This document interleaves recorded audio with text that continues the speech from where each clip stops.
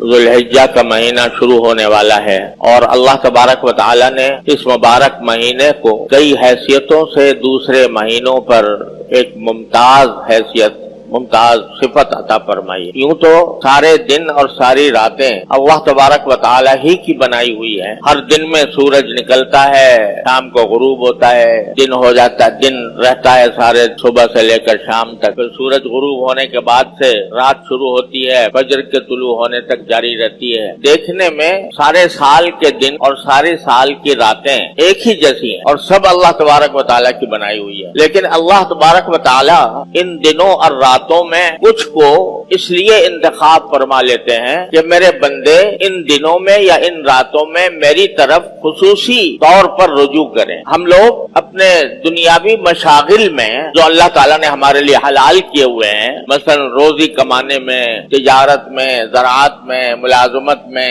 اپنے اوقات صرف کرتے رہتے ہیں، اللہ نے ان کی اجازت بھی دی ہے اور اگر نیک نیتی سے کریں تو انشاءاللہ وہ بذات خود ثواب کے کام ہیں، لیکن ان کاموں میں زیادہ سے زیادہ منہمک ہو کر اور زیادہ مشغول ہو کر بعض اوقات ہم اللہ جل جلالہ کی محبت، اللہ جل جلالہ کی طاعت یا عبادت، براہ راست عبادت، اس کو فراموش کرنے لگے۔ اللہ تعالیٰ کی یاد، اس کا ذکر، اس کی تمنا، اس کی محبت، ان جذبات میں ان مشغولیتوں کی وجہ سے کمی آنے لگتی۔ تو اللہ تبارک و تعالیٰ ہمیں اس غفلت سے نکالنے کے لیے اور اپنی طرف بلانے کے لیے، متوجہ کرنے کے لیے، اپنے سے رجوع کرانے کے لیے کچھ دنوں اور راتوں کو کہہ دیتے ہیں کہ یہ میری ہیں، یہ دن میرے ہیں، یہ راتیں میری ہیں، یہ مہینہ میرا ہے، یہ عشرہ میرا ہے، اپنی طرف منسوب فرما دیتے۔ اب رمضان کا مہینہ دیکھیے، مثلا وہی دن ہے، وہی راتیں ہیں، وہی سورج نکلتا ہے، وہی غروب ہوتا ہے، لیکن اللہ تبارک و تعالیٰ نے فرمایا یہ میرا مہینہ ہے، اپنی طرف اس کی نسبت فرما دی تو اس کی شان کہیں سے کہیں پہنچ، اس کی برکات کہیں سے کہیں پہنچ گئی۔ جیسے اللہ تبارک و تعالیٰ کعبہ شریف کو دیکھو، دیکھنے میں تو وہی پتھروں کی عمارت ہے اور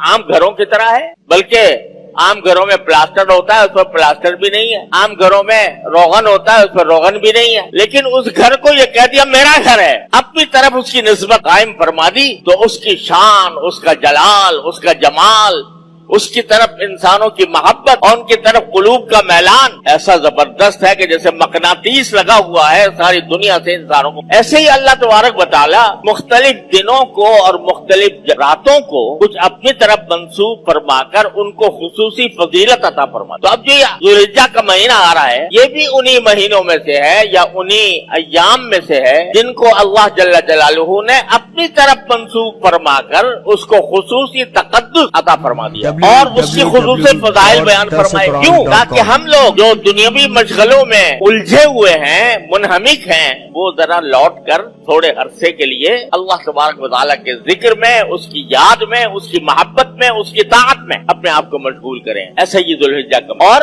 اس مہینے کی ایک خصوصیت یہ ہے کہ اس میں کچھ اللہ تبارک و تعالیٰ نے ایسی عبادتیں مقرر فرمائی ہیں جو صرف انہی دنوں میں انجام دی جا سکتی ہیں، سارے سال نہیں دی جا سکتی۔ مثلا حج جو ہوگا وہ ذوالحجہ میں ہوگا، سارے سال نہیں ہوگا۔ عرفات کا میدان تو آج بھی موجود ہے، جبل رحمت بھی ہے، مینا بھی ہے، لیکن آج اگر کوئی جا کر مینا میں قیام فرمائے یا جا کر عرفات کے میدان ہے جبل رحمت پہ کھڑا ہو جائے، کوئی عبادت کی حیثیت سے اس کا کوئی مقام نہیں، جیسے اور میدان ہے ایسے عرفات کا میدان۔ لیکن جب 9 ذوالحجہ آ گئی تو اب اس کا وہاں پر جا کر وقوف کرنا، وہاں پر جا کر ذکر کرنا، وہاں پر جا کر اللہ تبارک و تعالیٰ سے دعائیں کرنا، اس کا مقام کہیں سے کہیں پہنچ گیا کہ جو میرے بیت اللہ کا حج کرے اور اس میں کوئی فحش کام نہ کرے تو واپس ایسے آئے گا جیسے آج ماں کے پیٹ سے پیدا ہوا۔ تو یہ حج ایسی عبادت ہے جو صرف اسی مہینے کے اندر ہو سکتی ہے، سارے مہینوں میں نہیں ہو، کہیں نہیں ہو۔ اسی طرح قربانی کی جو عبادت ہے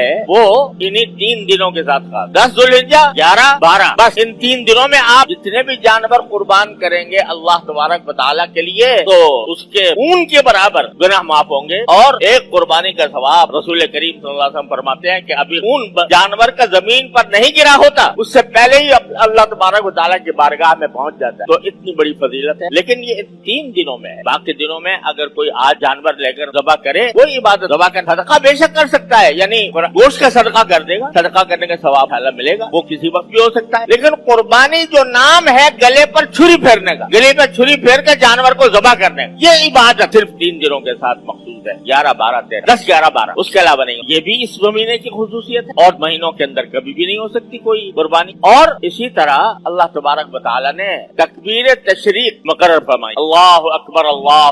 لا الہ الا اللہ واللہ اکبر وللہ الحمد. یہ تکبیر تشریق 9 ذوالحجہ سے فجر سے شروع ہوتی اور 13 تاریخ کی عصر تک جاری رہتی. ہر نماز کے بعد بلند آواز یہ تکبیر کہنا واجب ہے. اللہ اکبر لا الہ الا اللہ